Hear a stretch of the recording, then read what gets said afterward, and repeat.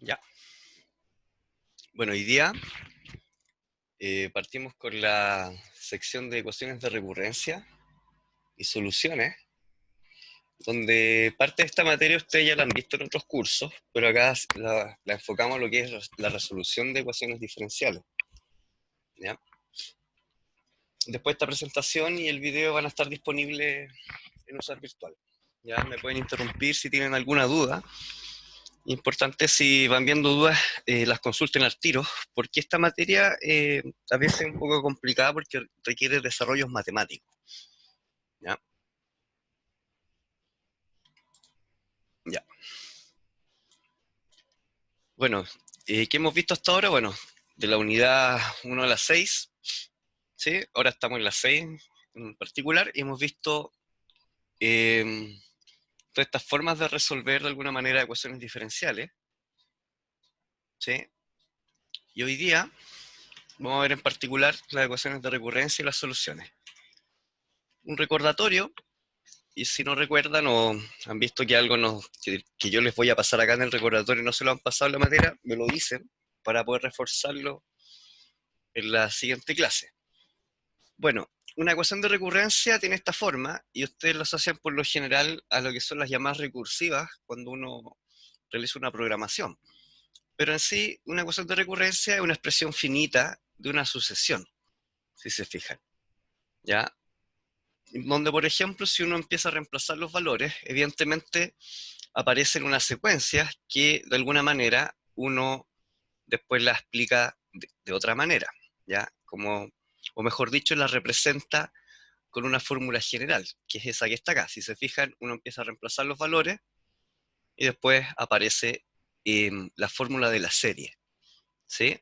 Entonces, en ese sentido, la fórmula que quita la recurrencia, esa es la solución de la ecuación de recurrencia. En otras palabras, uno tiene una ecuación de recurrencia, se desarrolla y al encontrar la expresión general de esa ecuación, esa es la solución de la ecuación de recurrencia. ¿Ya? ¿En qué ustedes lo han aplicado tal vez más o lo han visto en otros cursos en relación a lo que es el análisis y complejidad de algoritmos? Donde por lo general lo que uno busca ahí es el costo espacial y temporal de los algoritmos. Ustedes han hecho algunos experimentos de costos espaciales y temporales, en el sentido de que los laboratorios han tenido que medir el tiempo, y cuando miden operaciones, ese es el costo espacial. Por lo general, esos cálculos que ustedes hicieron, si los grafican en unidades 1, 100, 1000, 10.000, etcétera, deberían coincidir con, de alguna manera, los representaciones asintóticas de esos costos, ¿ya? Donde aquí yo puse algunos ejemplos, de cuando en el A3 ustedes ya conocen que son, por un ejemplo de ello, un foranidado y así sucesivamente, y este último un foranidado más un while, ¿sí? Entonces, en complejidad de algoritmos, esto se aplica principalmente para evaluar el costo computacional de los algoritmos, sin haberlos programado previamente, sino que al analizar directamente los algoritmos. Donde unos conocidos son, por ejemplo, Fibonacci, el mismo la burbuja, Quicksort, etc. ¿Ya? Ahora, últimamente, en los últimos años, también se agrega lo que es la complejidad y el estudio asintótico en sistemas de Big Data. ¿Por qué? Porque aquí se agregan variables. Al igual que en una computadora, acá se trabaja sobre datos masivos, de cierta manera, y se pueden medir, de alguna manera, los costos computacionales de donde se aplique Big Data en particular. ¿Ya? Ejemplo clásico, las torres de Hanoi, que acá pongo un ejemplo, por lo menos para que recuerden cómo uno va generando estas expresiones, donde el problema de las torres de Hanoi, por si no recuerdan, eh, lo que uno tiene que hacer acá es traspasar todos estos discos, ¿sí?, a la zona 3, pero se van pasando de tal manera que la estrategia es que nunca quede un disco mayor arriba de un disco menor, ¿sí? Entonces uno va haciendo diferentes estrategias. Acá se pone el caso de que si tuviera dos discos, cómo esos discos pasan a esta última varilla, si lo ven así, y estos son los movimientos mínimos que se requieren para poder pasar los discos, si se fijan, ¿ya? Entonces, uno lo que hace acá es el número de pasos que yo necesito tener para llegar a esto que está acá. Si se fijan, acá tengo un paso, dos pasos, tres pasos, ¿sí? Evidentemente, si tuviera un solo disco es un movimiento, entonces ya tengo para A con n igual 1, el resultado de movimiento en este sentido es un movimiento. Para A igual 2 sería 3, ¿sí? Que es lo que está ahí. Para A igual 3, 7. ¿Ya? Acá no tengo el ejemplo gráfico, pero si se hace la secuencia van a llegar que es 7. Entonces empieza a aparecer una secuencia que si uno la desarrolla al igual que el ejemplo anterior, ¿sí? Este ejemplo que estaba acá, ¿ya? Ese que está ahí, si uno empieza a desarrollar eso, va a llegar a una expresión general que en este caso es esta que está acá. Aquí hay una ecuación de recurrencia, que lo que estamos tratando de medir acá es cuántos pasos se necesitan para traspasar los discos, ¿sí? Pero esto nos devuelve el resultado final, entonces al desarrollarlo matemáticamente, uno va a encontrar la secuencia y esto se relaciona con las series, que lo vieron en los primeros años de cálculo, ¿ya? Cuando trabajaban con la telescópica, etcétera, y construían las fórmulas de la sumatoria.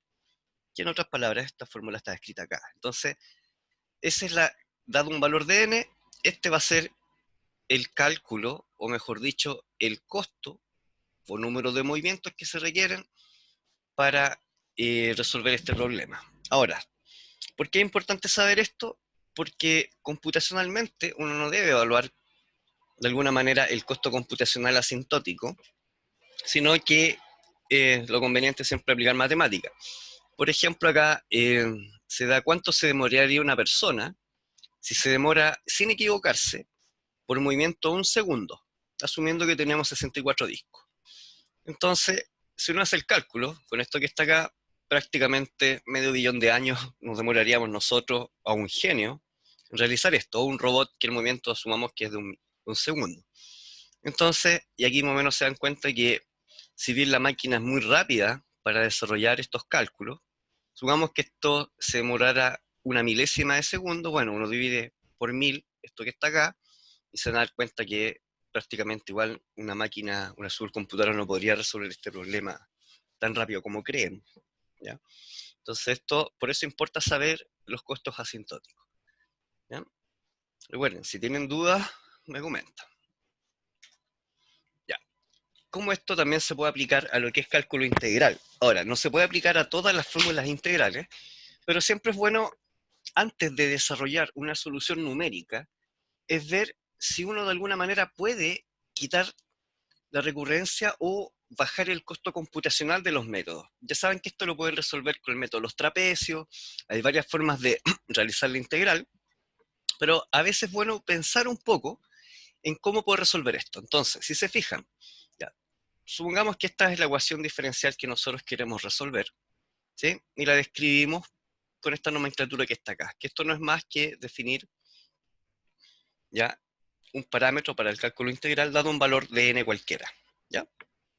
Entonces, supongamos que si n igual 0, al igual que los ejemplos anteriores, n igual 0, n igual 1, n igual 2, etc., ¿ya? Al evaluar la integral, sobre eso, evidentemente, la integral aquí vale 1, ¿ya? Ahora, para cualquier valor mayor o igual que 1, un minuto, ingresa otro alumno, ¿ya? Uno puede aplicar lo que es, de alguna manera, la integración por partes. Un minuto para que puedan ver lo visto. Ya, integrar por partes. Al integrar por partes, queda esta expresión que está acá abajo. Y si se fijan, aquí ya empiezan a aparecer algunos indicadores. La primera parte vale 0, entonces esto ya vale t sub n. Entonces, si se fijan, t sub n más 1 va a ser igual a t sub n, perdón, al símbolo enésimo por n. Entonces eso empieza a dar una pista, que aparece la ecuación de recurrencia a partir de este cálculo que hicimos acá. Entonces, lo que falta por resolver es resolver la ecuación de recurrencia. Un minuto que está esperando gente. Ya. Ya. Es la ecuación de recurrencia. Entonces, al aplicar el mismo proceso anterior, se empieza a generar una serie. Pero uno cuando ya está desarrollando, ¿sí? Por los últimos valores de n, ¿sí? Empieza a aparecer una secuencia. Entonces aparece 1 por 2 por 3. Y esto no es más que un cálculo factorial, si se fijan. Entonces, en definitiva, si uno da un poco de trabajo en el sentido de entender la fórmula, ver si esto se puede resolver a través de los métodos asociados a ecuaciones de recurrencia, aparece esta formulación. Y si se fijan, esto va a evitar que ustedes implementen un método numérico para resolver esa ecuación. Entonces, si alguien les solicita resolver una ecuación diferencial, no hay que ir directo a los métodos, sino que analizar cómo lo puedo resolver de manera más eficiente, si se fijan. ¿Sí? Esa es la ventaja de analizar un poco antes los problemas, porque prácticamente esto nos va a ahorrar mucho trabajo en el sentido de programación, que sería, dado un valor de n, una cierta frontera, uno puede determinar que n factorial resuelve esta integral. ¿Sí? Ya. Bueno, de lo visto hasta ahora, ¿qué es lo importante considerar? Bueno, empezar a analizar los casos, donde evidentemente uno parte con el primer caso, y así sucesivamente empieza a generar la secuencia, que es lo que está descrito acá, ¿ya?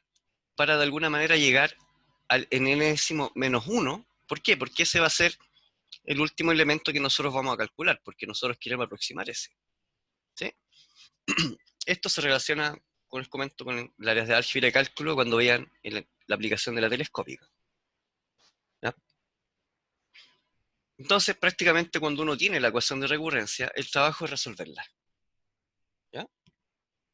Entonces, cuando es posible, hay que resolver la ecuación de recurrencia. Evidentemente, los cálculos, uno podría programar esto y también funcionaría. Pero si se fijan, hay muchas iteraciones que se tienen que desarrollar para resolver un problema. Entonces, lo importante acá es analizar si se puede resolver o no la ecuación de recurrencia. Entonces, como resumen general de esta parte introductoria, está primero pensar, analizar y evaluar si se puede obtener una fórmula explícita. La fórmula explícita es la fórmula directa, que para el caso anterior era el n factorial. Implícita, que no está escrito acá, sería el desarrollo de la ecuación o las reglas que aparecen en las ecuaciones de recurrencia, porque está indirectamente relacionado con la solución, que es esta que está acá. Ya. ¿Qué es lo que permite hacer eso? Bueno, permite reducir el costo computacional al no procesar la serie completa, sino que aplicar una fórmula explícita. Ahora, ¿dónde se aplica esto a nivel de ecuaciones diferenciales? Cuando ustedes quieren aproximar un punto o un valor, pero por lo general las ecuaciones diferenciales están sobre una geometría, ¿sí? Y aparecen muchas ecuaciones, ¿sí? Eso ustedes lo están viendo ahora en el laboratorio, que en el laboratorio que están resolviendo esta ecuación diferencial por diferencias finitas, aparecen muchas ecuaciones, pero en la práctica esas son ecuaciones de recurrencia, porque utilizan los valores vecinos. ¿Ya? Bueno, la otra conclusión es que reduce el esfuerzo de programación, porque no siempre se necesita un algoritmo numérico, recursivo, regresivo, progresivo, ¿sí? En el sentido de ocupar los valores anteriores para poder aproximar una solución en un punto. Eso tienen que considerar lo importante, porque si estamos resolviendo una ecuación diferencial ordinaria, ¿sí? Sobre, por ejemplo, una dimensión, lo que nosotros queremos aproximar ahí es la ecuación diferencial en diferentes puntos de la ecuación. Entonces, uno puede aplicar la fórmula directa, ¿sí? Y empezar a hacer esa aproximación. Ya. ¿Dudas hasta ahora? Ya, supongo que no. Bueno, test serie de potencia, ustedes ya lo han visto en otros ramos, que las series de potencia se forman de expresar algunas funciones. En general, la mayoría de las funciones pueden ser expresadas como un polinomio, tienen que cumplir ciertas reglas de continuidad, ¿cierto? Que tengan derivadas en ciertos puntos, y cuando no tiene derivadas en ciertos puntos, esos se denominan puntos singulares, ¿ya? Esos son términos que ustedes ya deberían más o menos conocer. Bueno, qué importante recordar de las series, el álgebra que hay detrás de estas series, ¿sí? Que por ejemplo, las series se suman, entonces aquí queda la expresión que es equivalente a esta expresión que está acá. ¿Por qué son importantes? Porque se van a aplicar cuando se desarrollan las series. Las series se multiplican, y aquí está la combinación lineal, que era lo que está apareciendo acá, ¿sí? Y las series se igualan. Esto es tal vez la regla más importante que tienen que recordar, que cuando existen cambios en los índices, uno para poder procesar estas series y por lo general extraer los valores que están contenidos, uno tiene que mantener los índices iguales. Entonces, fíjense el ejemplo que está acá abajo. Hay dos sumatorias que parten con índices diferentes, ¿ya? Pero si se fijan, es la misma expresión. Simplemente que acá se sacó el primer valor. ¿Por qué? Porque n igual 0, entonces esto queda como 0, entonces esta expresión es lo mismo que partir de 1, porque ahí hay un n que multiplica eso que está acá, ¿sí? Entonces este valor no va a aportar en n igual 0, ¿ya? O bien, haga una segunda expresión que también es equivalente a esta expresión que está acá, ¿ya? ¿Sí? ¿Se entendió? Ya. Bueno, este que está aquí, aquí se reemplazó a sub n por n más 1, pero estas son todas iguales, si lo ven de esa manera. Entonces uno tiene que aplicar estos procedimientos para igualar los índices, para así poder operar entre varias sumatorias. Ya.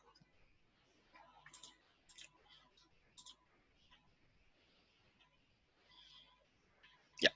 Otra regla importante es que los índices son mudos, es decir, uno puede reemplazar los índices, ¿sí?, en toda la expresión, siempre y cuando cumplan las reglas lógicas de asociación, si se fijan.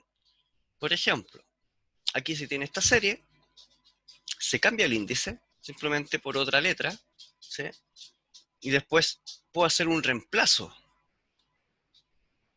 ¿ya?, de los índices y representarlos, por ejemplo, en función de k.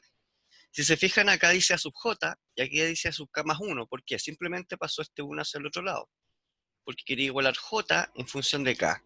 Entonces, si igualo j en función de k, j pasa a ser k más 1, que es lo que está ahí. ¿Se fijan? Y si hago la operación k más 1 con eso, me queda k. Ya. Entonces, estas dos, esta que está acá, con estas que están aquí, son las más relevantes en el sentido de que no tienen que equivocarse cuando desarrollen estos ejercicios. Ya, recuerden que esto es un recordatorio. Bueno, como las series de alguna manera son polinomios de grado n, lo que nosotros estamos haciendo ahí es trabajar sobre un polinomio de grado n.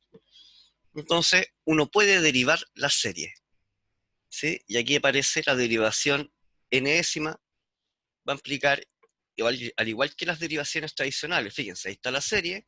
Si yo quiero derivar esto en función de n, bueno, el n pasa para abajo, se le resta 1, ¿cierto? Y es lo mismo cuando derivo, por ejemplo, un x cuadrado, que la derivada de x cuadrado es 2x. Esto es lo mismo, ¿ya? Entonces, esto es interesante porque está indicando que cualquier polinomio lo puedo derivar a través de series. Y evidentemente, si voy a trabajar sobre valores numéricos, podría tener una fórmula para la enésima derivada solo trabajando con valores numéricos, ¿sí? Un ejemplo de aplicación con series es el que ustedes ven acá abajo, donde tenemos una ecuación diferencial ordinaria, ¿ya? Y como la función puede quedar expresada como serie, bueno, sus derivadas también. Entonces, para desarrollar esta ecuación diferencial sobre un punto en particular, al reemplazar estas formulaciones, tengo que hacer todas las operaciones matemáticas para despejar de alguna manera los índices y de esa manera desarrollar la ecuación diferencial, ¿sí? Ya. En esto vamos a profundizar en la clase de hoy, viendo algunas técnicas para establecer las ecuaciones de recurrencia y posteriormente resolverlas. Y ahí analizar qué formulación podemos utilizar. Entonces, entre las aplicaciones de los desarrollos de serie, bueno, está el cálculo de las integrales definidas, tal como se vio en el segundo ejemplo, o también puedo integrar directamente sobre la serie numérica, aplicando las fórmulas del trapecio, de Simpson, etc. El cálculo de la suma de las series numéricas, ¿en qué sentido? Que las puedo agrupar y después puedo ir extrayendo la información que necesito en este sentido, que más adelante van a ver que uno agrupa estas formulaciones y como por lo general las ecuaciones diferenciales están igualadas a 0, hay un componente que queremos despejar que por lo general es X, y ese de alguna manera lo sacamos y después resolvemos esto que está acá. Y lo otro, evidentemente, resolver ecuaciones diferenciales, que es el interés de hoy, de esta clase. Ya. Cuando uno obtiene las series, al igual que las tablas de derivadas, aparecen series que tienen asociadas ciertas funciones matemáticas, que son las funciones elementales. Si bien esto directamente uno no lo puede programar en el sentido de que reconozca la serie, a veces una opción es dejar estas fórmulas asociadas a unas listas a nivel de programación para poder identificar rápidamente si la serie encontrada corresponde a alguna de estas funciones. Porque si corresponde a alguna de estas funciones, si se fijan, al cambiar la serie de potencia y las ecuaciones de recurrencia por estas fórmulas, prácticamente obtenemos las fórmulas explícitas, ¿sí? Para resolver. Entonces, ¿alguna duda hasta ahora? Porque lo que viene se relaciona con todo lo que expliqué. ¿Sí? Si no tienen dudas, ahí quedan en el chat. Ya. Bueno, como introducción, en la forma general, una relación de recurrencia puede ser de orden K, donde operada sobre las mismas reglas, las relaciones de recurrencia, si se fijan, el orden disminuye, ¿sí? El orden de la recurrencia. ¿Por qué? Porque al hacer la operada n veces prácticamente se van a ir disminuyendo esos valores de K, ¿ya? Por eso sale que la imagen tiene un orden menor que K. Entonces, ¿cómo se define una regla de recurrencia? Bueno, es una función que tiene asociado un conjunto de coeficientes, ¿sí? Que son los coeficientes que van de alguna manera acompañando a la ecuación de recurrencia, ¿ya? Que son los valores que se van calculando. Si se fijan, ahí está la serie, de alguna manera, donde estamos asumiendo que n es mayor o igual que k. Recuerden, k es el orden mayor. Entonces, según la definición, es una asociación de k-décimos valores, x-décimos valores. Recuerden que aquí no nos estamos refiriendo a x, ya nos estamos refiriendo a una sucesión. Para que no confundas que esto es un valor de x en el eje x, ¿sí? Y diremos que es recursiva lineal, ¿ya? Porque la llamo de una manera recursiva, de orden k, y con coeficientes constantes, que se puede expresar como esto que está acá. Acá faltó agregar que esta sucesión de x puede estar representada también en la numeración de los complejos, en el grupo de los complejos. Recuerden que si los complejos no tienen sección imaginaria, su imaginaria es 0, pasa a ser de los reales, ¿ya? Pero esto también se aplica para los números complejos. Entonces, una sucesión no es más que una combinación lineal, ¿sí? Es lineal, ¿sí? Por la sumatoria, porque aquí no hay elementos que siempre se acá hubiera una x cuadrada, una x elevada, en esto ya no sería una combinación lineal, sino que sería una combinación no lineal. Ya.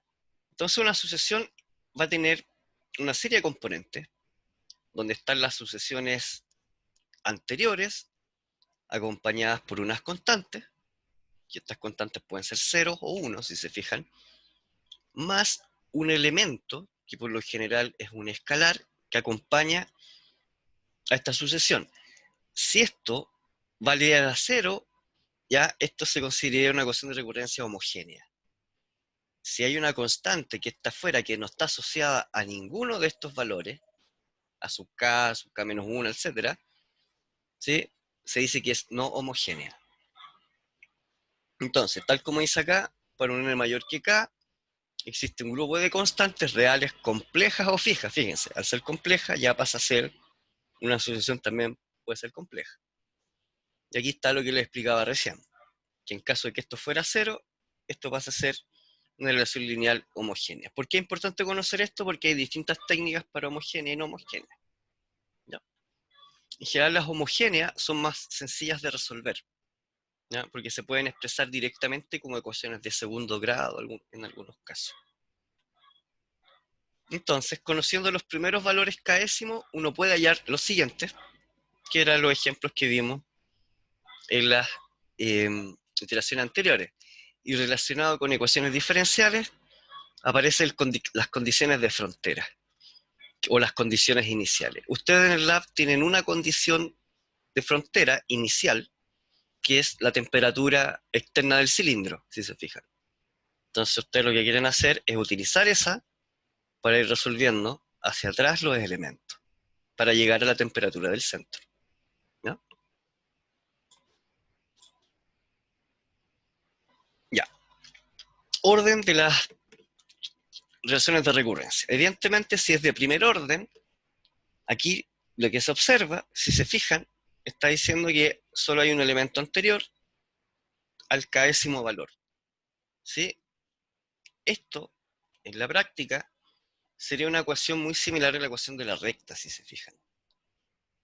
Observen lo que pasa ahí. Se parece mucho a eso. ¿Ya? Entonces, las relaciones lineales más simples son las de primer orden y se expresan de esta manera. ¿Ya? Recuerden, si esto no está, pasa a ser homogénea, que es lo que dice acá abajo.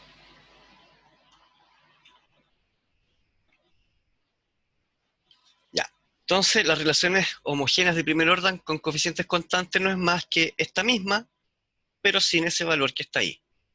Entonces, eso implica que aquí va a haber un crecimiento si K, ¿cierto?, es mayor que 1, ¿sí?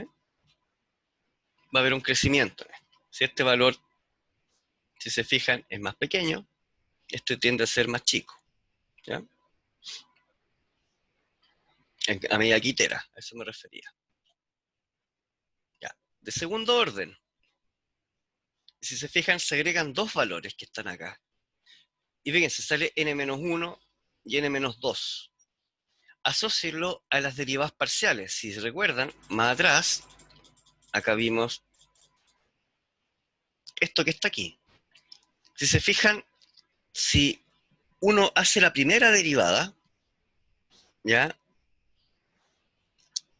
Aquí falta un detalle. Ese es n-1, por si acaso. Ese que está ahí arriba es n-1. Ya, fíjense en los índices. n-1, que debería estar ahí, y acá n-2. Entonces, esto me está diciendo que el polinomio está representado con de alguna manera, el polinomio máximo con un polinomio a lo menos de segundo grado. ¿Ya? Entonces, considerando eso, y viendo lo que está acá, en definitiva, lo que uno empieza a observar es que la forma de representar esta serie de las ecuaciones de recurrencia tiene relación en cómo están definidas las ecuaciones diferenciales. Entonces, acá, esto que me está mostrando aquí, da una pista que hay una segunda derivada, primera derivada, y, ¿ya? Entonces, si eso es así, y uno tiene, por ejemplo, una relación lineal homogénea con coeficientes constantes, uno podría transformar esta ecuación de recurrencia que aparece acá en una ecuación de este tipo. ¿Se fijan? Por ejemplo, aquí estamos reemplazando para, de alguna manera, entender más la matemática y sus desarrollos por esta función exponencial. Porque si se fijan, lo único que uno está haciendo es cambiando, de alguna manera, las variables, pero las cambian toda la ecuación. Entonces la relación matemática de esto es igual a esto que está acá. Y fíjense lo que aparece aquí, una ecuación de segundo grado. Que para eso existe una fórmula, que ustedes la conocen, ¿sí?, que es la fórmula b cuadrado menos 4ab dividido por 2a, creo que esa es la raíz de menos 4ac dividido por 2a. Entonces, ¿qué es lo que está acá? O sea, este es el resultado. Perdón, este es el polinomio de grado n, y si uno lo resuelve con una ecuación de segundo grado, obtiene los resultados de manera directa. ¿Sí? Entonces, más adelante vamos a ver un ejemplo de que si uno quiere resolver la ecuación, primero es mejor observar cómo es la forma y puedo incluso resolverla de manera directa. ¿Ya? Bueno, a este tipo de ecuaciones se le denomina la ecuación característica asociada. ¿Ya? Asociada a esa expresión. Esta expresada como polinomio. Entonces las incógnitas, ¿cuáles serían? 2 lambda a buscar. Que en la práctica son las raíces de este polinomio de grado 2. ¿Ya? Ya. ¿Cuándo se trabaja en general con ecuaciones de recurrencia de orden superior? Bueno, en general los problemas, nosotros nos vamos a estar calculando solo un punto. Y a veces es necesario construir estas relaciones de recurrencia en base a reglas. Se ocupa mucho en el área, por ejemplo, economía, biología, etcétera. Y en relación a algoritmos numéricos y métodos numéricos, es la base, por lo general, de todos los métodos cuando quiero calcular más de un punto. Aquí hay un dibujo, donde cada intersección sería una incógnita. Aquí estamos tomando un plano, por ejemplo, y aquí se quiere resolver, por ejemplo, difusión, que sería que en un punto de esto, por ejemplo, emitiera luz o calor, y uno quisiera saber cómo se distribuye ese calor por esta superficie, necesito construir una geometría sobre esto.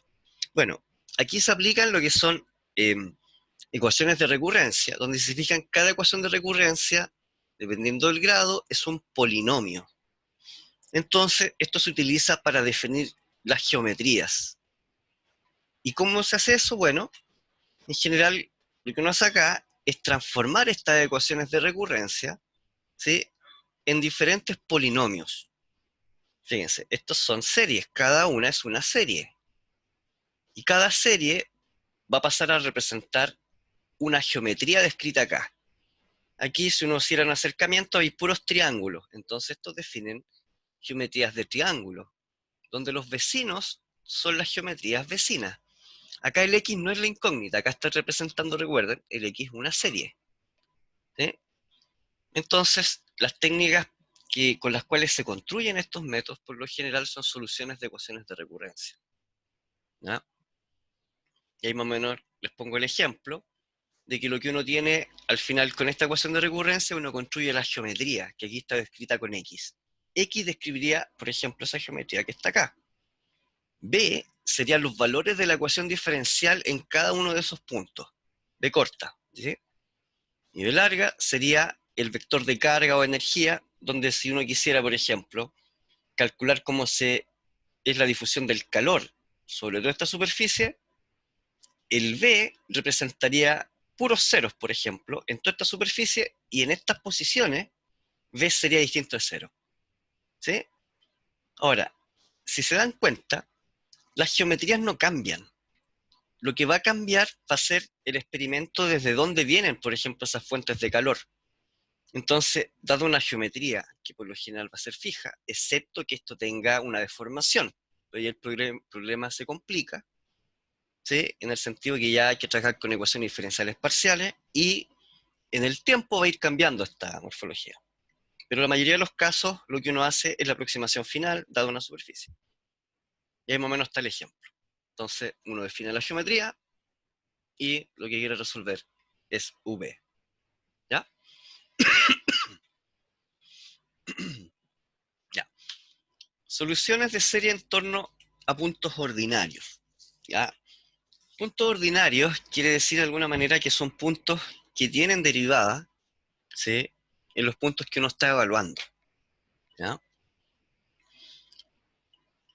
Entonces, cuando tengo solución en punto ordinario, por lo general voy a tener una ecuación de este tipo, de esta naturaleza. Si se fijan, ya esto está teniendo un orden 2, porque tengo una segunda derivada.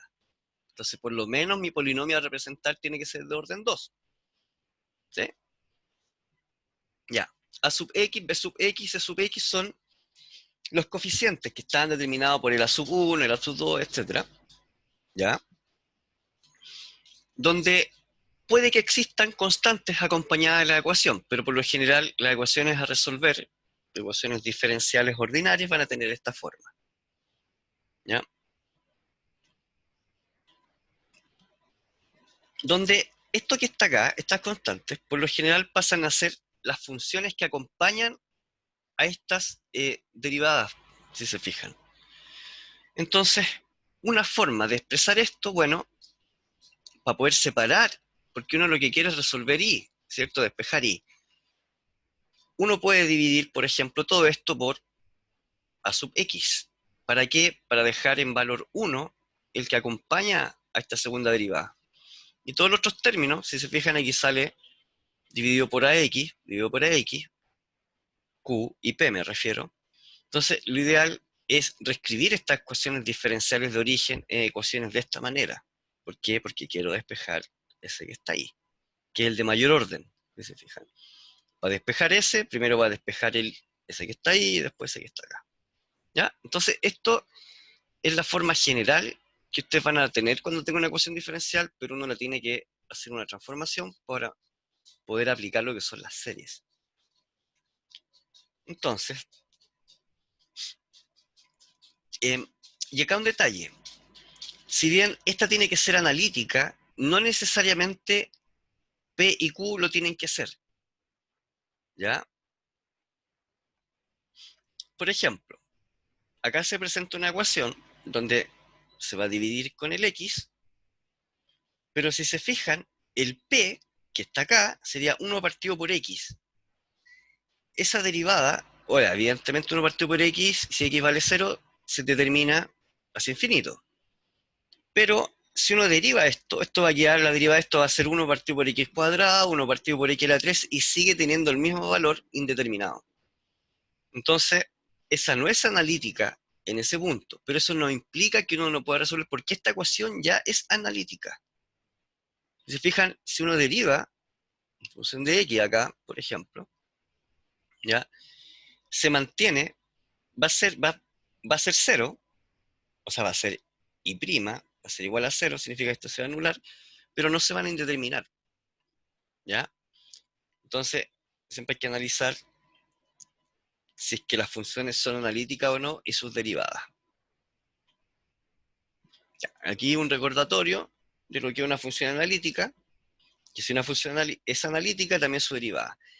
Que en la práctica es decir si una función es analítica, si puede ser representada como una serie. Porque todos, si ustedes recuerdan, por ejemplo, la serie de Taylor es una serie infinita. Entonces tiene derivadas infinitas, ¿sí? Porque cada elemento de la serie, si bien van a ser números cada vez más pequeños los elementos que le siguen a la serie, esa serie es infinita. Entonces tiene n derivadas. Ahí dice, las funciones analíticas son infinitamente diferenciables. ¿Sí? Ya. Bueno, y esto es lo que nos importante para nosotros, que era lo que les comentaba recién, de la expansión de serie de Taylor. O sea, si una función la puedes expresar como un polinomio, la puedes expresar como una serie de Taylor, prácticamente es analítica en toda la función. ¿Sí? Ya. Unas definiciones, antes de partir con un ejemplo. Un punto se considera ordinario, ¿ya? Si las funciones P sub Q son analíticas en ese punto. Es decir, si tengo 1 partido por X y X vale 0, ¿sí? En ese punto no es analítica. Entonces se va a producir otro caso, que ese punto va a recibir el nombre singular. Entonces, aquí los métodos a aplicar para resolver estas ecuaciones de recurrencia tienen que evaluar primero si el punto sobre el cual van a evaluar la ecuación diferencial es singular o ordinario. ¿Ya? Por ejemplo, aquí evidentemente X es un punto ordinario en la ecuación porque en ningún lugar se indetermina. Si se fijan, reemplazo el X en cualquiera de estas que están acá, uno nace a ser 0. Si hago la derivada también, porque la derivada va a ser 1, la derivada del seno va a ser menos coseno, y esta derivada va a ser 2x cuadrado, evalúo en 0, no se me determinó. ¿Ya? Además, si ustedes se fijan, si yo divido este x acá, me queda dividido por x, y acá x cuadrado dividido por x. Acá arriba me queda x, no se determinó. Esta tampoco se determina porque tiene derivada. Si fijan, acá hay una resta. Al derivar esto, va a ser esta parte menos la derivada de la otra parte. Entonces, esto no se me va a indeterminar. ¿Sí? Entonces, ambas funciones, P y Q, que es seno de x partido por x y x cuadrado partido por x, son analíticas en x0. Pero si uno analiza esta otra función, ¿ya? No es un punto ordinario, porque si se fijan, en el caso de P sub x, que está acá, porque es como yo estoy dividiendo por 1, recuerden la formulación anterior, pasaba el elemento que acompaña a la segunda derivada a dividir todos los elementos. Entonces aquí se mantiene la misma ecuación, x cuadrado partido por 1, raíz de x partido por 1. Pero esta que está acá no es diferenciable, ¿sí? Si ustedes calculan la derivada que es esto que está acá, ¿sí? De la raíz, en cero. Entonces, prácticamente este punto, x0, no es un punto ordinario en esta ecuación, porque ahí no es diferenciable, ¿sí? Ya. ¿Por qué? Porque esto está x elevado a un medio, ¿cierto? Si yo hago esa derivada, me queda un medio menos 1, y ese signo me va a quedar negativo. Entonces la derivada va a quedar con un 1 partido por x a algo.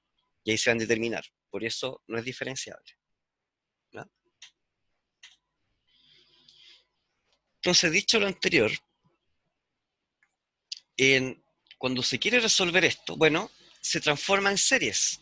Y se hace todo el desarrollo matemático que, que vimos en los ejemplos iniciales, ¿ya? Para de alguna manera separar las variables. Lo que está escrito acá es la explicación general, pero lo vamos a ver más con el desarrollo de un ejemplo, ¿ya? Entonces, en primer lugar, para poder aplicar el método hay que saber si es un punto ordinario o un punto singular sobre el cual vamos a tratar. Entonces, el primer paso es transformar las ecuaciones diferenciales en series, ¿sí? Entonces, tomando el ejemplo anterior, ahí está la ecuación diferencial, los recordatorios de los índices y las derivadas, cómo están representados cada uno. Recuerden, ahí falta... Ah, no, está bien, porque dice el 1, sí, sí, porque está igual 1, ¿ya? Si no sería igual 0, está bien. Ya. Y aquí se empieza a hacer el desarrollo.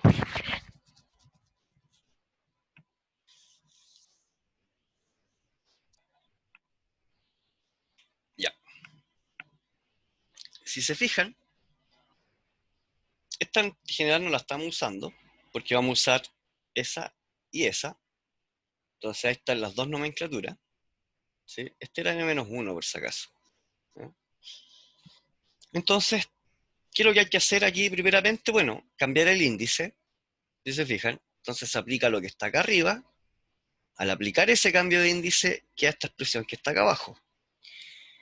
Entonces, como ahora los dos están igualados a cero, los índices, simplemente transformamos el k acá igual cero, ¿sí? N por k. Y va a quedar esta expresión. ¿Pero qué me está diciendo esta expresión? Me está diciendo que la sumatoria, ¿sí?, de los valores internos multiplicada por xk va a ser igual a cero. Entonces, esto es igual a cero, o toda la sumatoria que lo x sub k también puedo asumir que es igual a cero. Entonces uno saca esto, saca la sumatoria, ¿sí?, que es lo que está expresando acá arriba, y me quedo con lo que está expresado dentro de la serie. Entonces, si se fijan, ¿qué es lo que tengo que despejar? Bueno, el que tiene mayor índice, porque ese se va a construir con los índices más pequeños, que en este caso sería a sub k. Esto no es más que tirar el k hacia el lado, a sub k hacia el lado, esto que está aquí, tiré hacia el lado, y después dividí por esto. Entonces, aquí lo que apareció es la relación de recurrencia. Esta es la relación de recurrencia que me va a resolver esta ecuación diferencial. Se hace el desarrollo numérico y van a empezar a aparecer los patrones de la serie. Si uno sigue haciendo el desarrollo, van a notar que es diferente para el caso par que impar. Y se obtienen estas series. ¿Qué es lo importante conocer? La representación general de la aproximación. Fíjense, a sub 3 va a ser igual a sub 1 dividido por 5. A sub 2 va a ser igual a sub 0 partido por 4. Y así, entonces aquí va a estar a sub 0, a sub 1. Fíjense, la sub 1 se repite en los impares, y la sub 0 en los pares. Entonces aquí están las dos expresiones para los impares, para los pares. Si uno la escribiera en forma general, las series, esto que está acá. Pero estas series, si uno las agrupa por el A0 y el A1, llega a estas expresiones que están acá, y esas no son más que la expresión del seno y el coseno. Entonces, en definitiva, la ecuación diferencial que nosotros queremos resolver se puede resolver con esta ecuación. ¿Ya? Entonces, prácticamente esta ecuación diferencial que está aquí, se resuelta, se puede resolver con esto que está acá. Recuerden, esta es la solución de la ecuación de recurrencia. Esta que están acá arriba son las relaciones de recurrencia. Esta, relación de recurrencia. Y la solución de la ecuación de recurrencia. Vamos a otro ejemplo. Ya, acá se presenta otra ecuación diferencial. Está asociada a una solución de un oscilador armónico cuántico, en general. Aquí está la nomenclatura de las derivadas que se van a necesitar, porque ahí tengo I, que es la que está acá, primera derivada, ahí aparece bien escrito, J-1, recuerden, entera N-1. Y esto se reemplaza en la ecuación, tal como lo vimos en el ejemplo anterior, ¿sí? Se cambian los índices, ¿ya? Fíjense lo que se está haciendo acá, se cambió el índice acá para que esto fuera acá igual 0, ¿ya? Aquí también se mantiene el igual 0. Aquí es donde teníamos j igual 1, entonces ya hay que hacer un trabajo. Entonces, esto que está aquí, si se fijan, es equivalente a esto que está acá. Hubo un cambio de variable. J más 2, J más 1, ¿sí? Por el J más 2, que es lo que está acá. Sacamos el X sub K, si se fijan. Acá hubo un trabajo matemático, que simplemente cambiamos J por K. Y todo quedó expresado con J igual 1. Estos son los términos, los primeros términos que se sacaron cuando esto era igual a 0. Si se fijan. Se sacaron de ahí. Para que esto quedara igual a 1. Lo mismo con el otro. ¿Ya? Entonces, al desarrollar esta matemática, que ya esta matemática es relativamente sencilla, porque uno está factorizando, se encuentran dos términos que tienen que ser aproximados, todavía está en función de lambda, que no tenemos ese valor numérico. Pero sin preocuparnos todavía de ello, hacemos la expansión. Y empieza a aparecer el patrón. 2 factorial, 4 factorial, 6 factorial. Y acá arriba, si se fijan, aparecen unos índices. ¿Sí? ¿Se va entendiendo, cierto? 2, 6, 10 y así sucesivamente. Entonces va a tener, para facilitar el cálculo, simplemente acá se cambia la nomenclatura. Y lo que viene ahora es evaluar para distintos valores de lambda, porque ese valor no lo tenemos. Entonces, tomando esta ecuación, se empieza a evaluar. Para lambda igual 0, ¿qué pasa para 0, 2, 4, 6? Ustedes pueden hacerlo de 0 contando en 1, 2, 3, 4. Pero en general, potencias de 2 uno puede empezar a observar cómo se va construyendo esta serie. Si se fijan, el patrón que se empieza a repetir es que el que acompaña a la función y es 2, 4, 6, 8. Eso implica que la primera debería ser 0. ¿Sí? Fíjense, para el caso x0, perdón, y0, y1, etc. Entonces, con eso, se pueden hacer varias estrategias o construir la ecuación directa, ¿ya? Que sería una ecuación explícita, donde si bien aquí hay un cálculo derivado, esto uno lo podría programar, o bien trabajar con la relación de recurrencia. Mi consejo es primero siempre evaluar si se puede obtener la ecuación de recurrencia de manera directa. Y fíjense el patrón que aparece, y esto es importante, porque cuando uno tiene una ecuación, y uno se da cuenta que esto es de orden 2, orden 1, ¿cierto? Orden 0 en el sentido de que no está la deriva ahí, uno puede expresar este sistema de esta manera. Fíjense, este sería asociado al n más 2, que sería la deriva que está acá. ¿Sí? La deriva mayor. Esta sería la que está acá, la derivada que está ahí. Y este sería la derivada que está acá. Si yo colocara acá n más 2, este sería n más 1 y este sería n. Y se sigue manteniendo la misma fórmula. Entonces, cuando ustedes ven una ecuación diferencial, uno puede directamente transformarla en una relación de recurrencia. Entonces, uno se puede evitar todo el cálculo que hay detrás. Ahora, ¿en qué sentido acá no se puede evitar mucho? Porque acá aparece un lambda. Pero supongamos que no apareciera. Ustedes podrían directamente expresarlo de esta manera y evitarse todo el cálculo de serie.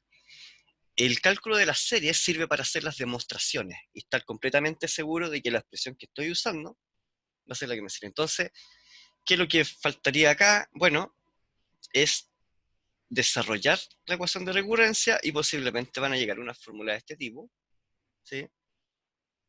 Donde es el que hay que trabajar un poquito. Ahora aquí está expresado a nivel de exponencial, pero ustedes también podrían desarrollarla, ¿sí? Y obtener una fórmula general. Ahora, todas estas que vimos son ecuaciones homogéneas, recuerden, no tiene asociado un escalar, aquí está igualado a cero. Todas variables que están dependiendo de la ecuación, pero no están igualadas a cero. Si esta que hubiera una constante, esa sería no homogénea. ¿Ya?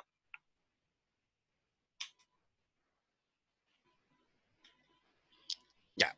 Para puntos singulares existen una gran cantidad de métodos, pero aquí nos vamos a focalizar en aprender uno solo, porque aprendiendo uno después pueden aplicar los demás cuando buscan en la bibliografía. Uno de los métodos más conocidos es el método de Frobenius. ¿Y qué es lo que hace el método de Frobenius? Bueno, es para trabajar sobre puntos singulares. Porque, si recuerdan, cuando se trabajaba sobre puntos ordinarios, tenía que cumplir que fueran diferenciables las funciones. Cuando son singulares, no son diferenciables. Entonces, lo que uno hace con el método de Frobenius es, de alguna manera, transformar las propiedades de la ecuación para que puedan ser resueltas y cumplir estas propiedades de puntos ordinarios, a pesar de que la ecuación no lo es. ¿Ya? Entonces, cuando uno se topa con un punto singular, bueno, la estrategia es usar Frobenius. ¿Qué es lo que es Frobenius? Bueno, uno representa las fórmulas que acompañan, o mejor dicho, los polinomios que acompañan a cada una de nuestras derivadas. Aquí no hay derivada, derivada 1, ¿cierto? Recuerden, ecuaciones de esta manera, ¿ya? Entonces, lo que uno hace es utilizar estas funciones auxiliares, ¿sí? Para representar de alguna manera lo que acompaña a cada una de las derivadas. Estas son conocidas, ¿por qué? Porque van a ser los valores que acompañan a la ecuación. Por ejemplo, si aquí yo tengo un x, ¿sí? Mi f de 1 es x, pero x la quiero expresar de esta manera, como igual a f1 partido por x menos eso que está acá. Esto va a ser lo que va a acompañar al desarrollo, porque van a multiplicarse estos polinomios por el contenido, que este contenido, recuerden, nosotros lo queremos expresar en series. Entonces, para verlo de otra manera, estas funciones, si bien pueden ser singulares, en esos puntos uno lo que trata de buscar que sean singulares regulares en x, o en el punto que voy a evaluar. Entonces la idea, si se fijan, es muy parecido a que estuviera utilizando, o más que parecido, apunta a transformar de un punto singular a un ordinario para que esto pueda ser resuelto. Entonces, en vez de expresar la serie, fíjense que así solamente lo que estoy enmarcando en el círculo era como se estaban expresando hasta ahora. Frobenius lo que agrega es esto que está acá, ¿ya?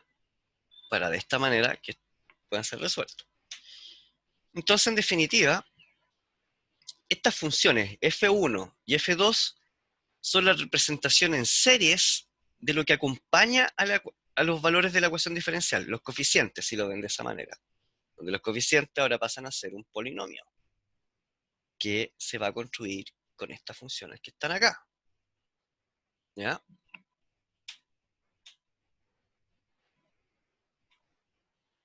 Y un ejemplo de cómo se llega a la formulación,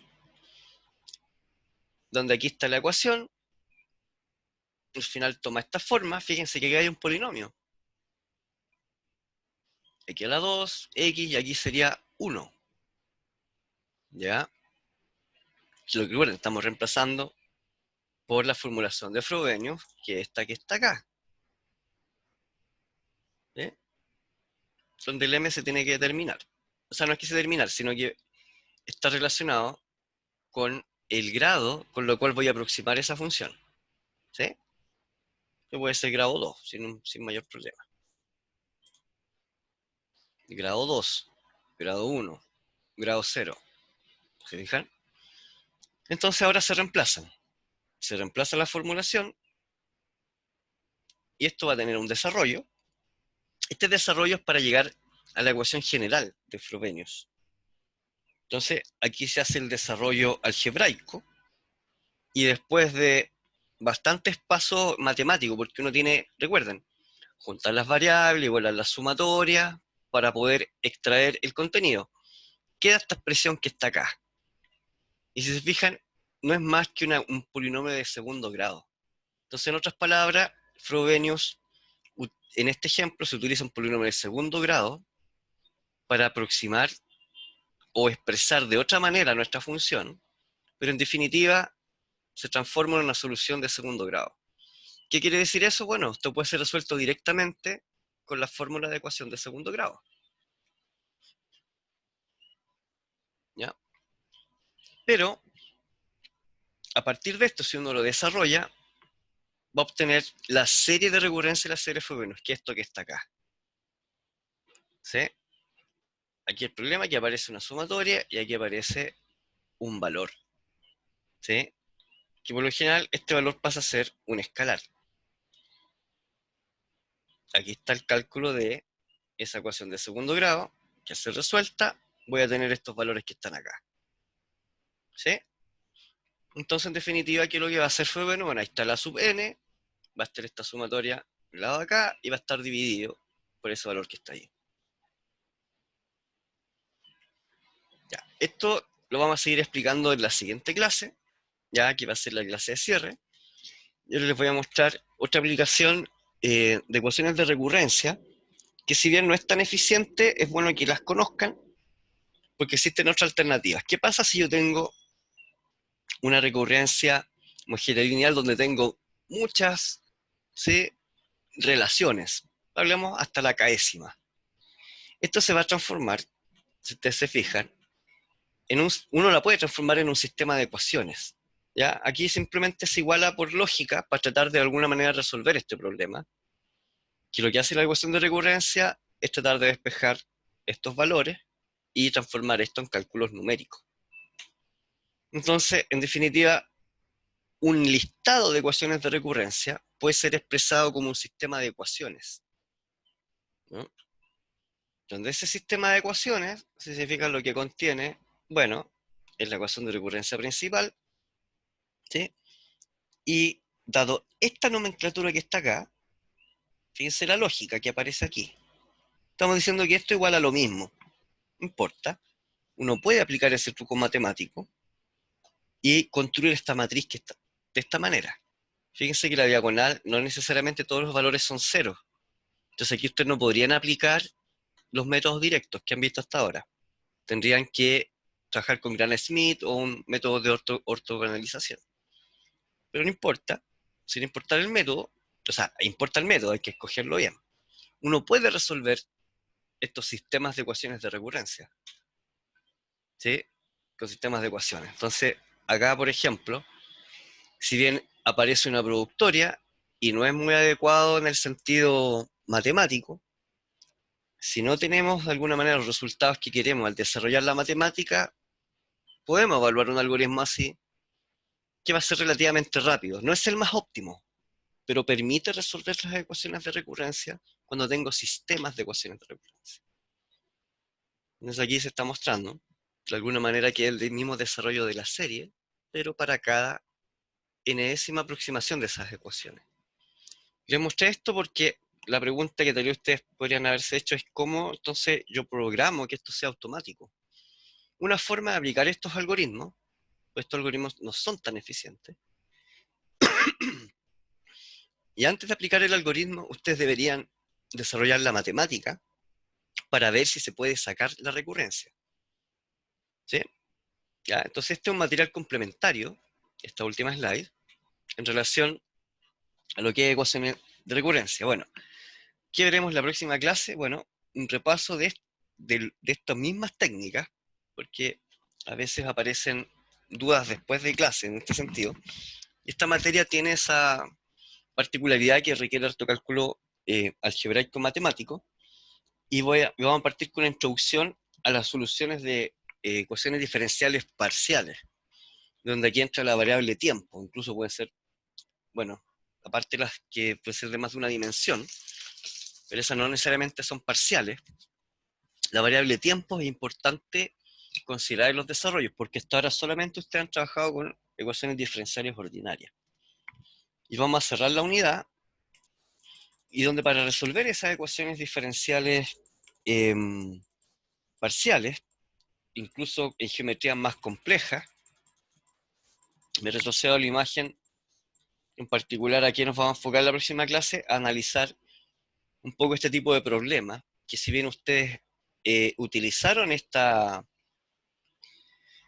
aproximación del laboratorio 1, ¿ya? Ustedes recibían esta matriz construida, que esta era la matriz A de ese laboratorio, ¿sí? Pero ustedes solamente utilizaron los números. Pero eso lo que representaba, si recuerdan, había una diagonal donde dominaba la mayoría de los valores distintos de cero. ¿Por qué? Porque esos son valores que son vecinos. Por ejemplo, un triángulo, si tiene 4 vecinos, es prácticamente va a haber un punto que va a tener 4 vecinos en ese lugar. No tiene a todos los elementos vecinos, por eso aparecen muchos ceros cuando uno representa geométricamente las estructuras. ¿Sí? Aparecen muchos ceros, porque, por ejemplo, el nodo que está acá no es vecino con el de acá. Entonces, en esa relación, esa posición va a ser cero. Eso es lo que está expresando no menos esta serie. Ahora, el método de diferencias finitas que ustedes están trabajando con una geometría en un plano, que es X. Entonces, no es necesario directamente aplicar estos métodos de recurrencia para resolver ese problema. Pero en la práctica ustedes están construyendo una matriz que también puede ser construida con ecuaciones de recurrencia. ¿Ya? Eso más o menos para que consideren dónde se conectan las materias. ¿Ya? Bueno, eso sería por hoy. Como les digo, les voy a subir la presentación durante hoy día, lo mismo con el video, ¿ya? Para que puedan tener esta materia más a la mano.